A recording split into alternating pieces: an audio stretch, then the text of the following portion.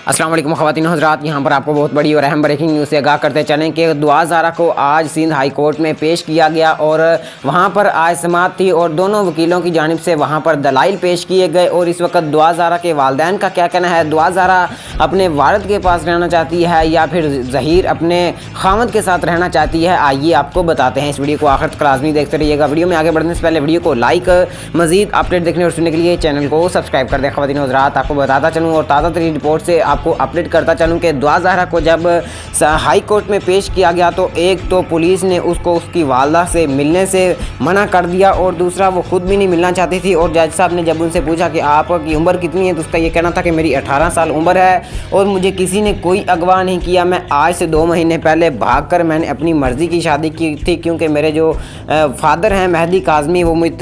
पे काफ़ी ज़्यादा जुल्म करते थे, जिसकी वजह से मैंने भागकर ये शादी करने का फ़ैसला किया और अब मैं बाकी की अपनी ज़िंदगी अपने हकीकी खामद ज़हीर के साथ गुजारना चाहती हूँ।